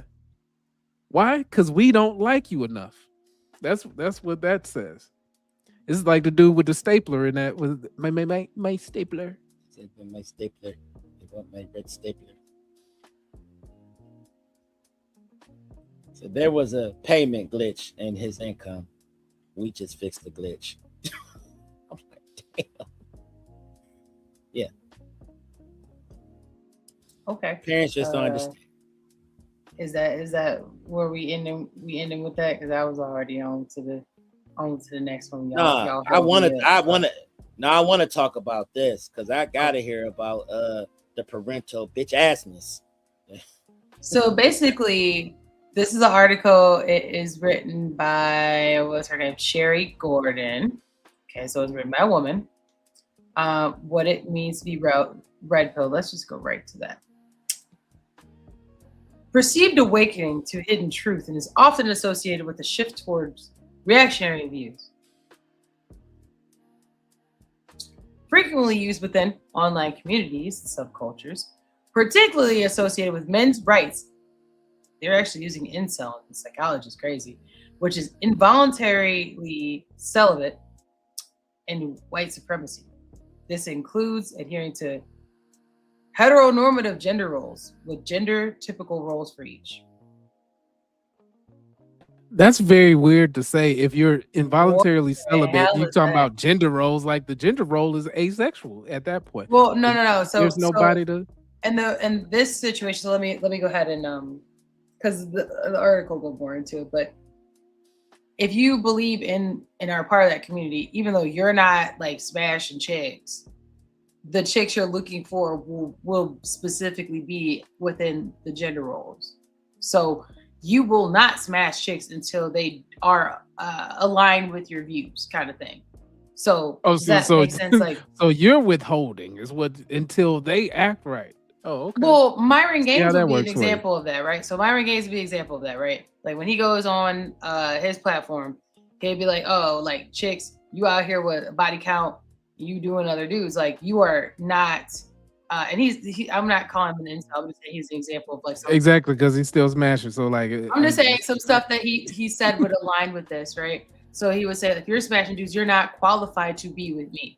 Because in my view, and I'm talking about as if in Myron's view, it's that the woman should not have body count, even though he can do what he wants to do, she should not. And for her gender role, her value for him is that she is pristine, she essentially does what he tells her to do, and that she's under his protection. So the gender role for her is his idea of a woman, and his idea as the man is to do whatever he wants as far as like sexual behavior is concerned.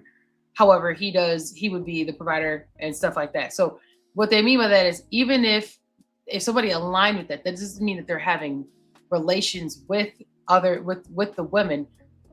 What they're saying is that for them to have a partner, a wife, whatever, well, they wouldn't even use partner. They were to have a wife, a girlfriend, go on a date with you. If that's my criteria, then that's my criteria for you to be considered a woman of the ability to be with me. I hope that makes sense about the gender role, because you're a woman, so women should do this. Does that make sense? I think that like that. I'm trying to. It makes sense, but it just it falls apart from the first. I'm just trying to add it, like what they mean by that.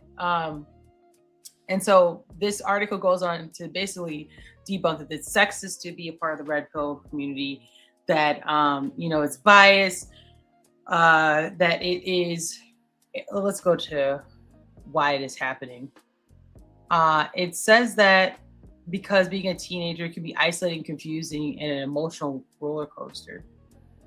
And sometimes people use this to find friends. Boys may feel unsure of who they are and are looking for a group or place to fit in. They're also spending more time online where red pill content can pop up. This sounds like gang behavior to me. Ain't that how you get in the gang? Ain't that how you get in the gang? Right? Ain't that how you get in the gang?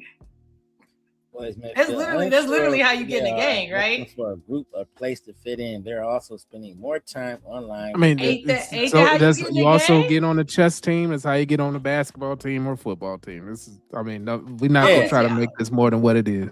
What I mean is, all I'm saying is that people demonize what they want to. That's all I'm getting at with it. Like boys, girls, they just migrate usually to people who have interests like them. So they're saying because they're emotional. And that also, if you're a teenage boy, y'all been teenage boys before. Maybe this didn't happen. I would never teenage boy. But I mean, when y'all when other people who were teenage boys and they I ain't care about no other team. And they weren't getting none for no chicks. They wasn't getting no play. right? How do Okay, they act? you But speak look, for how do they yourself. act? How do They they weren't. act towards? But look though, how many of them messed up the coochie? Not Like- me. So like- I can't. I feel But you. you've been with you've been I with can't guys who reach. people who you consider to be lames, and y'all know, like, think about it. How many times am I Good going for they like? hoe. But how many times are they considered lames, and then you be around and they just start hating on chicks, like, because they the one in the group Well, not getting people the would coochie. start looking at them and start saying pause. I mean, that's really what would happen in Yeah. that case. I mean, yeah, in those situations, we like, look at this bitch ass. When he mad because he can't get the bitch. Like that's ultimately what happened. And then you in our group, you would get demonized for that. Like, you really paying that bitch that much attention? Like, why are you Oh. tripping? Like, go talk to somebody else. Go get But another this is hoe. what's What you going on, tripping? right? Shifts in language and attitudes are your first sign your son may be subscribing to it. Increase their terms like red pill, alpha, incel. How they talk about women, dating, and power. Okay, so in this case, I'll just give my drip automatically. Like, two things can be right at the same time. One, this whole thing about the spectrum of young people and old, it's gray hair people talking the same shit. So, but either way, They're just saying look out. Go As down parents to is what they were saying. It's just this is just things that parents should look out for and kind of the why. yes, but also parents should be looking out at their kids anyway. So where you can shape some of this stuff. There's nothing wrong with having a conservative viewpoint on gender roles if that's how your house is built or made up, but also know that the world isn't shaped like your house, and know when you go outside it might be a different thing. If you're going to a college, it's going to be a different thing there because it's more liberal than what you would have as values in your house, and you have to be open to those changes and maybe even having an open mindset. So understanding that, what values you want for yourself and how to have decorum when you go out into the world is a whole nother thing. People can believe whatever they want to believe. You got people believing that they're unicorns or cats and everything else. Good for them. Cool. Thing is that I don't have a litter box in my house for nobody that want to do that, and I should not be expected to have a litter box in the house. That just remind me of that Boosie shit. But either way, like it's just, you can have your opinions about things, and they are opinions. And even on the other side, these are not facts. That doesn't mean that these young men here are incels because they believe certain things, or they don't want a girlfriend if she doesn't had quote unquote 40 or 50 bodies and all that kind of stuff. There's things that come along with ramifications of that too. You can have your feet out there only but so much. If everybody didn't see your feet, maybe I just don't want your feet. That's fine. People know what your feet look like. You can get into it. Who, me? Yeah. No, not Same you. name. Right. Okay. It's, as I would say, amongst the friends with the one chick, it's my turn.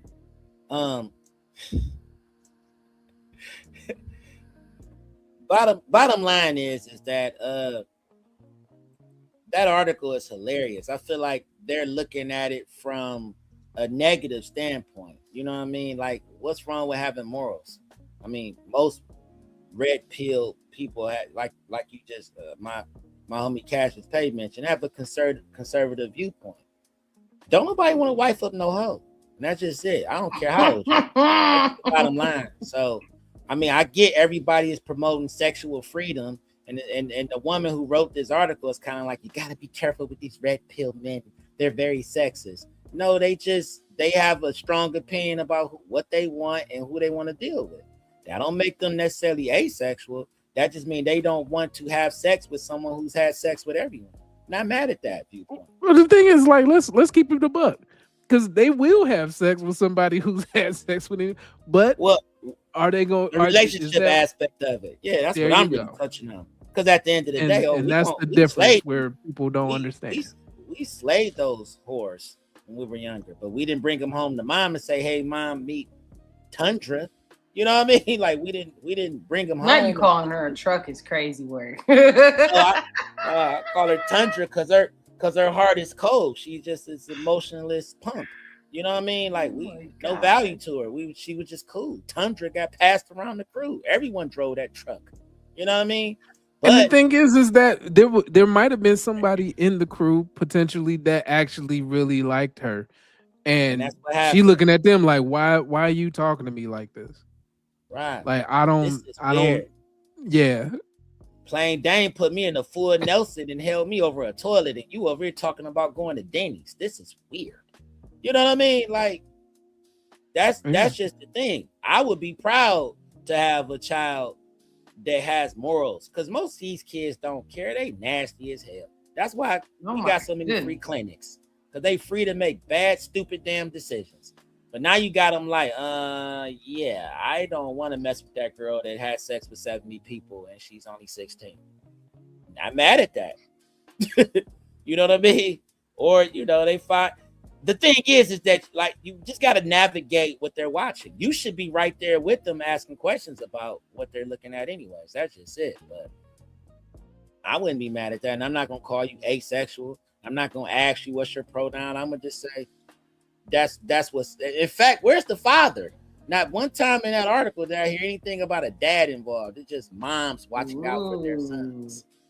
Well, it said parents. I think it was parents. Let's talk about parents in general. But it was written. But I wanted to point out that it was written by a woman. Right. Yeah. I mean, but they had like the whole Netflix thing going on about watch out for the rent. Like, you're going to label it one thing, but just saying that we just don't like people who have an issue with non-monogamous types of lifestyles and all of that kind of stuff. Okay. Right. So, but this is crazy. It said it allows young men to avoid accountability. It gives young men a scapegoat to explain their disappointments, especially in dating, employment, or social status, she says, and absolves them from the harder work of taking accountability, developing new skills, or improving their own emotional mental health. Instead of seeing their problems as personal or systemic, they blame feminism, women, or rigid society. The externalization relieves feelings of failure or shame by turning them into anger, purpose. And therefore, those who struggle with identity or self-worth, they may see this version of masculinity as a path to self-respect and admiration. It offers rules for being a real man, which can feel stabilizing to those who feel lost or unsure of how to act in modern relationships. That's interesting. Right. What's the difference in the relationship from now and from back in the 70s or back in the it was the same people were doing the same things. Right. Great grandma and grandma could have been, they called them floozies back in the day. They said they was out for the night. Super freak. Like these are the it's the same. She fast. Oh, she fast. Yeah. There is no change. This is not modern. If we're gonna call anything modern, it would be, from the caveman aspect of knocking somebody over the head and you mine, and that probably wasn't even a thing. That's just what we were told. That was some woman that said that shit. It wasn't no man that said we gonna club him. No, he was like, I'm about to go over here and I'm about to stab this damn stab this rhinoceros and I'm about to cook dinner. Right. Can I have some meat? You gonna give me some? Yeah. You want meat, huh? You gotta take everything that's on the menu. And he said that in a type sound effect, and she understood exactly what the hell that pimping was saying. That's what she did. But okay, somebody's getting sleepy. Shut up, bitch. No, but oh my gosh. Rules of being a real man coming up in our time meant you rode around, you listening to A-Ball and JG and Too Short, and you listen to ways to either manipulate a woman, or you had your granddads, your fathers, your uncles who actually had like that pristine woman who was an example of who we all wanted to be with, because she cooked and she took care of the house, she smelled good, she looked good, and it wasn't 1,000 men that knew her, to our knowledge. right? Damn, Jim So Jones, that- what's up with this B-roll that you got going on? it's going crazy, right? That's I what don't they wanna don't say- want. That's what they don't I- want. Like this. I ain't want to say No, nothing. no, I'm like, yeah, it was like the strip club anthems coming up. Like, but yeah, I'm like, damn. yes, people want to look at that because it's there, it's present, right? So what I'm You gonna saying put is, it out there, like say you go to the gym and everybody got they like damn near. I saw somebody at the gym with actual like booty cutters on at the gym. like, so that And image. I was actually grossed So it out was this like time. this. I know It usually was I like would look. this. Hell no, it was up in the cheeks, and I was just like, "Ugh, brother, Long torso. because I'm." Her torso so long. But for me, I was like, I just need to not be on whatever fucking machine she's gonna be on for like the next 30 minutes. So I'm looking at where she's going, and she probably thinking that she's doing it big, but I'm like, Oh, I'm gonna have to wipe that down. I'm gonna have to wipe that down because she like whole like fecal matter gonna be all on right. the seats on all this stuff. I'm just like, damn, like you had to come to the gym with this whole like half ass out. But you wanted attention. Was she even fit? Like, did she even look like she worked out? Man, Was she dragging her asinine all over the place? I hate that. I hate that. it was more like the one dude was like, "Excuse me, sister, can you tap that white girl over there for me?" It was that chick. My sweet milk and magnesia. Yeah. But I don't know. Bottom line is, I like the fact that morals is coming back in the style.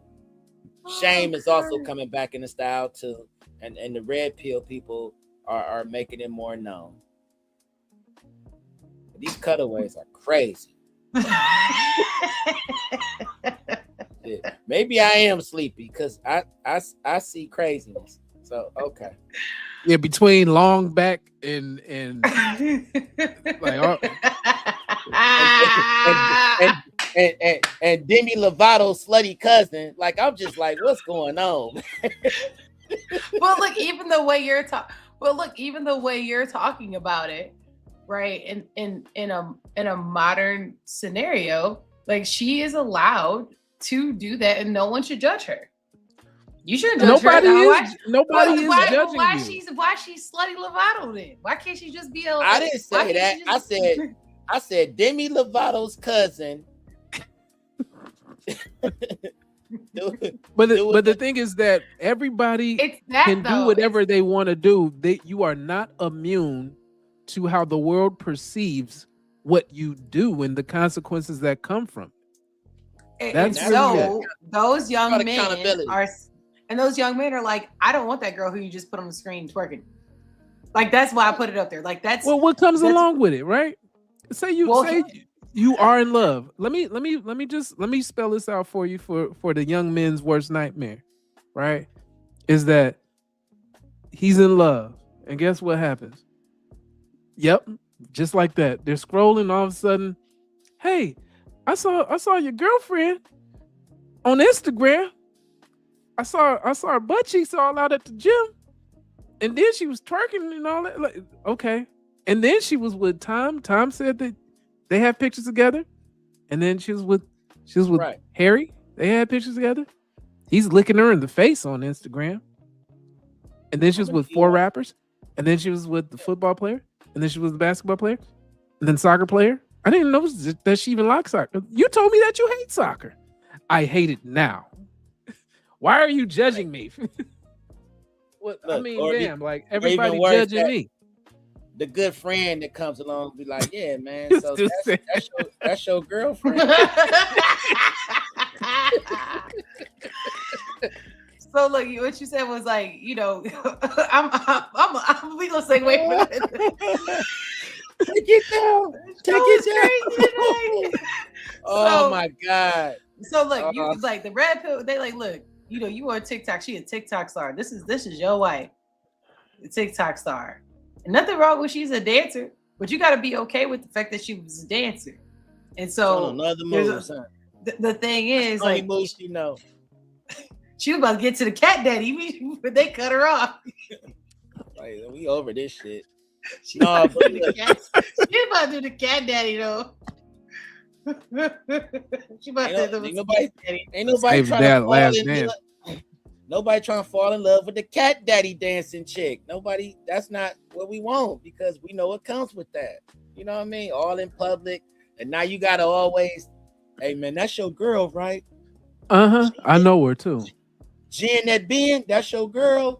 Jen that Ben is crazy. Oh, it's all kind of slick shit Everybody people gonna got a say nickname. to you. Man, they're gonna say even if she ain't got a nickname, they're gonna give her one. Yeah. Oh man. Or the cats come up to her and hug her extra long and shit. You like, damn. Oh, this is my And brother. look at you. Well, how many damn brothers you got? This is my cousin. All of them. Oh, now everybody your cousin too? All of them. This is my friend. How many damn friends you got? This is my That's how work. they be This is looking. my work cousin. That's how they be looking right there. The young dudes don't even know how to process this. Yeah. And you sitting there looking stupid. And guess what happened? Right. I gotta go talk to somebody. I'll be right back. Guess what happened with that? You know what I'm saying? I gotta go to the bathroom, but then he get up and go. And shit. Right. And then now you sitting there. Yeah, that face that you just made right there, that right there, that face. Yeah. That's what she That's told him somebody's to do. real life. That's somebody's dance real moves. life. You gotta chill. Don't tell him about what we be doing when we be dancing, how we dance and shit. Right. We Anyway. danced together back in the day. Right. That's that TikTok. And then look, and then as a friend, he done fell too hard for it. So you telling your friend, like, yeah, man, they call her Jen that Ben, right? For real. Who said that? Everybody, dog. All right, I hear you. Let me go talk to her. Yeah. She said they started calling her that as a joke back in junior high. All right, tried to tell you.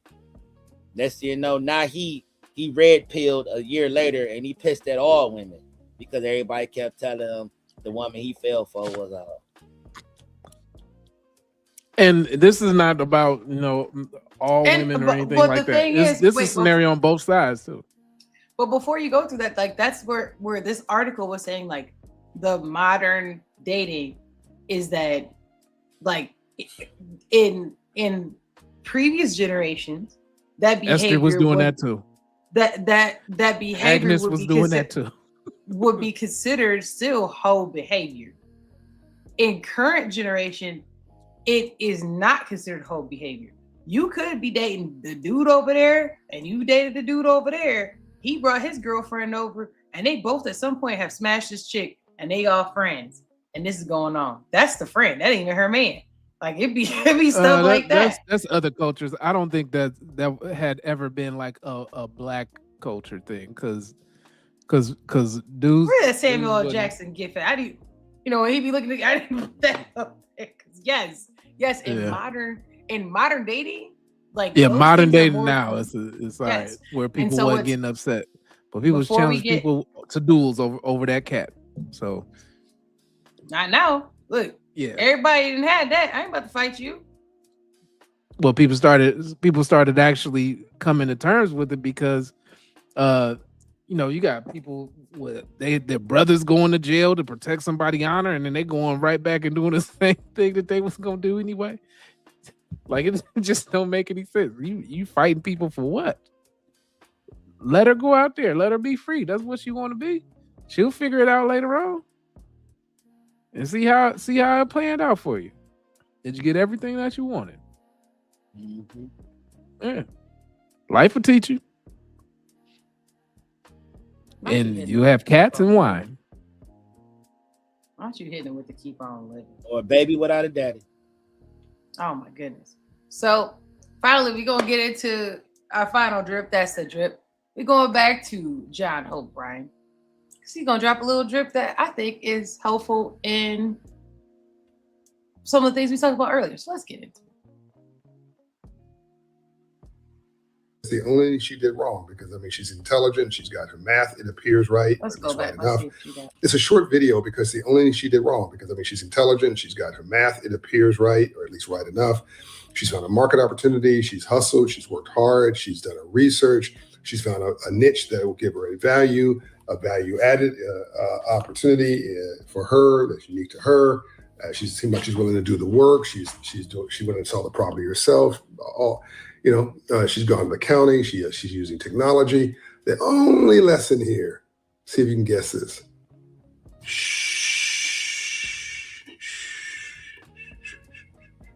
Too much talking.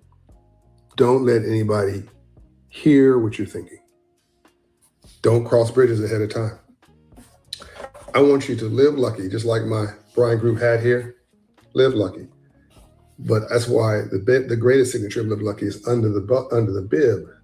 It's not meant to be seen. Live lucky. Don't live as if you're lucky. Take nothing for granted. Assume this guy you're buying this property from, assume this guy, watches social media, that he's checking you out, just like you checked him out. Assume that his relatives, his family, his friends are on social media. They're checking you out and they're listening to this video.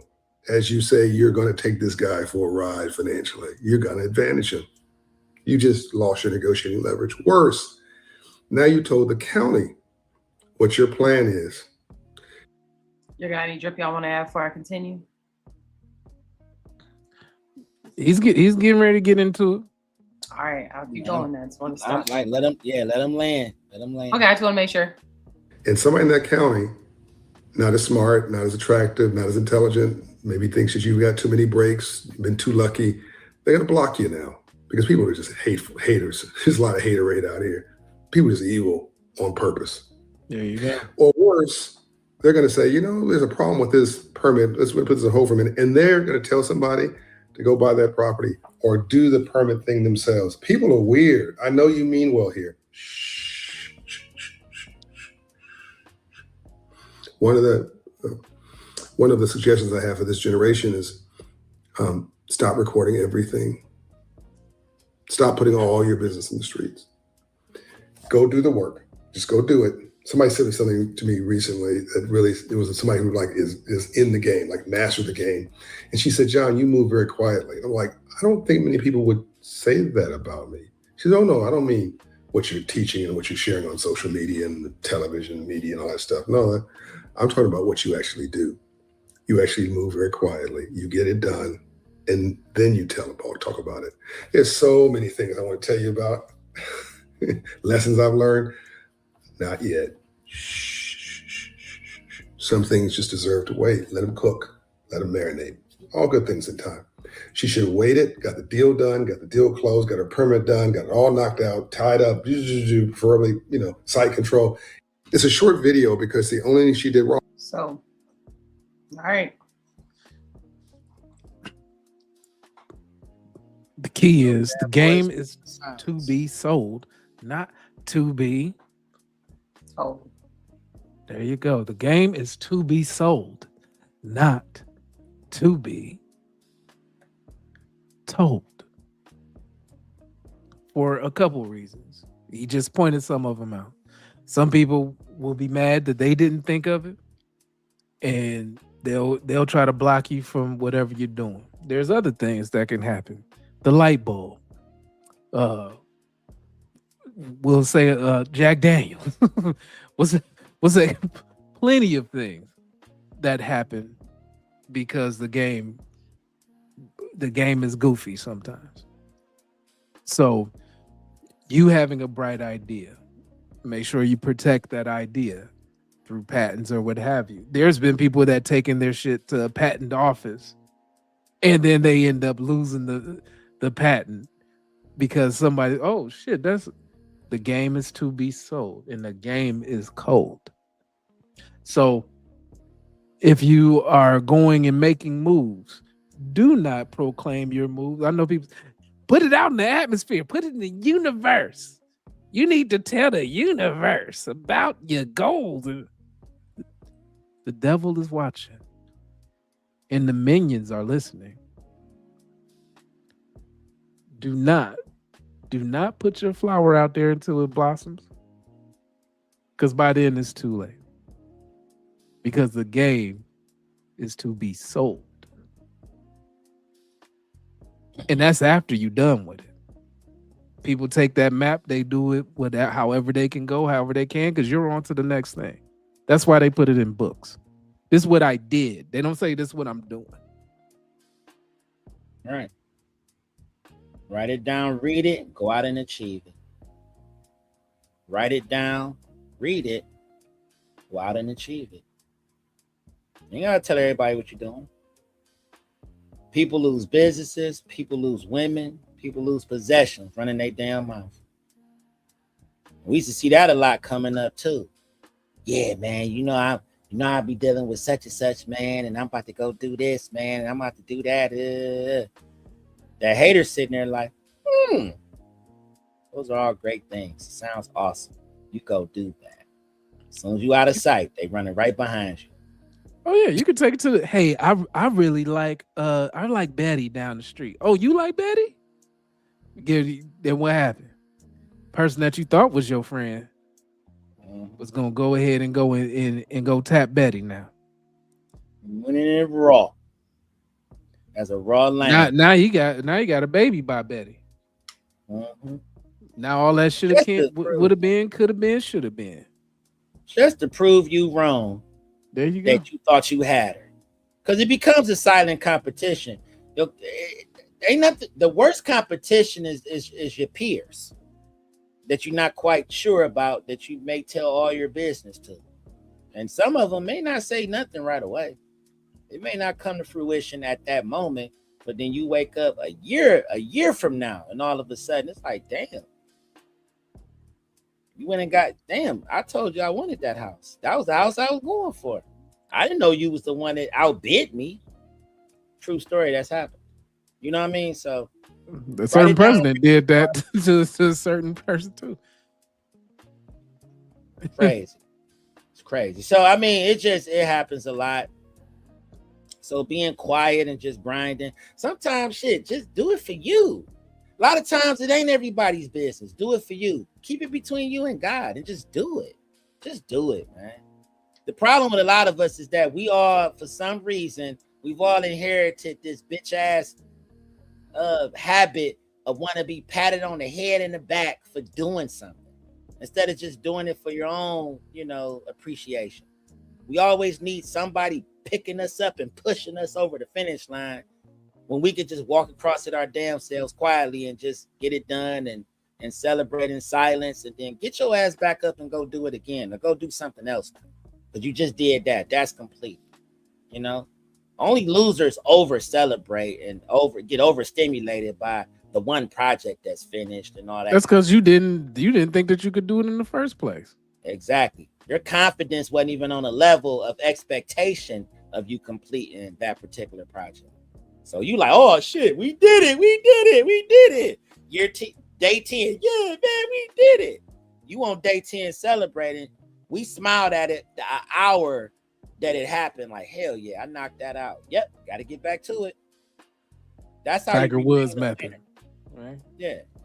You just win and keep it moving. Because you're a winner. Yeah. Said the pimp. That's just what I do. I just win. I ain't tripping. And even when I'm losing, I'm like, yep. So next time I win, in order to win next time, I just don't do this, and this. Yep. Got that lesson. Let me go over here and talk what I just did over there. I fucked up over there, but watch me win over here. I had to lose here to win bigger over there. I'm always winning. I would say if you think about movies, a good chunk of the romantic or rom-coms or any of those movies, the plot is literally almost always what you just said, plain name. Somebody says something, they supposed to be cool, or they around each other, and then, hey, I got a pitch for you, or I'm running up to this girl talking to him. Before you go, you like her? Yeah, she is fine. Dang, I didn't really notice her booty was that big. It's big. I'm the one who's 6 feet, so I'm about to. You know what I mean?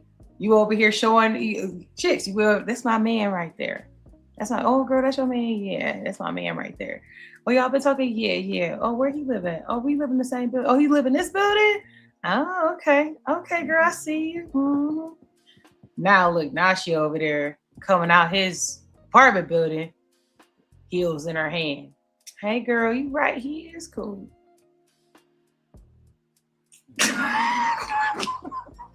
Because that's what life is a competition. Literally those in movies, that way. those in those movies, like it's it's art imitating. comedy. Yeah, it's comedy. It's a story, but like you said, it imitates life. And if you someone finding out something you have is different than you running your mouth about something. You have a level of accountability for what you say. Someone being like able to like deep dive and find out where you live and all this, like that's a whole they put in extra what's work. that show called on Netflix? Y'all still dripping the couch. What is it called with the black hair dude stalking that chick? It was a one-word movie on Netflix. Like, oh, you talking about? What's his name? With the white dude from yeah, I know you're talking about. Anyways, yeah. So like that, like that's interesting. But someone's going out their way is different than you proclaiming stuff. So definitely keep stuff tight to yourself. You. So keep stuff tight to yourself, and like I said, Playing Dame is the movie buff. There's a lot of things you can learn from the movie. So that's all I got from that. That's all I got for tonight for y'all. This is a long show. Yeah. We definitely gonna dive into this. We're gonna bring back shorts for our people. We're gonna do some midweek shorts where we dive into certain topics. Since I'm tired of y'all blowing up the DMs, y'all, I know y'all love these Friday flights, but we gonna start doing some midweek stuff. We about to start smacking y'all with content because y'all gonna stop playing us like we just ain't, like we can't get busy throughout the week with this shit. That ain't me fucked up. Oh, but I ain't gonna tell you about it because we gonna keep it quiet. Because I ain't gonna tell you the next move. You just gotta get ready for it, baby. You understand me? You underdig? Drop some drip in the comments. If you don't know too, sometimes we just pop up on y'all. You just see it just happen. But in order for you to have the pop-up show, you got to be subscribed. So if you are not subscribed, hit that subscribe button. Ain't no reason for you not to. If you haven't hit that like button, please go ahead and do that. You got anything before I do the outro for us? No? Oh, that's it. Just get ready for us to pop up like the single independent woman that just had the baby shower. All right, y'all. Subscribe, tell 2 people you like it, someone you won't regret it. I am your co-host, Jim Jones. And along with me is my brother. Burn the tab up on the side. Talk stock, stayed in secrecy. All of that. Man. As long as you ain't doing the Elon, as long as you ain't doing the Elon, we good. And you got my man Joe in the comments, always repping. Oh my yes. God. Sticker, yes. Your woman is crazy. 802. Yes. Big dog shit. Big dog. Yes. Shout out to everybody else that tuned in. Becky, come back. Yeah, Becky, make sure you pull up. What else we had in here? It was Becky. Missing my guy. The Staines family. Shout out to y'all. Shout out to y'all. Shout out to y'all. We appreciate y'all. We're here every Friday night. I mean, y'all gonna be extra with it. I was trying to fade everything out. Shit, y'all just gonna keep shout everybody out. Shout out to Mama, June. Shit. Shout out to all my Gemini. Shout out to y'all. Shout out to y'all. Ain't no Peace. Yeah, we out here. We out here, y'all. Bye. Friday night, we'll see y'all again with that late night drip. We out of here. Check out the socials. Bye. Whisper like a quiet threat. She say, money built these ministries. They ain't cash your freedom yet. We sip slow, playing quick. Every kiss got a side script. Every laugh got a side eye. She say you down, I say I might be. Yeah, if this hit your lane, slide with us. Lean in close, keep it hush. Paper in the back, truth in the front seat. Body on beat, mind on trust. If this hit your lane, slide with us. Talk that code and a lover's touch. Say you want change and you want it to feel good. Hit the hey. Slide with us. Shorty got a spreadsheet, color-coded alibis. She can flip a budget, flip a vote, barely even blink her eyes. Bass humming through the chassis, while she break down policy. She say, power just a password. They don't think we got the key. We sync up, same glitch, every key.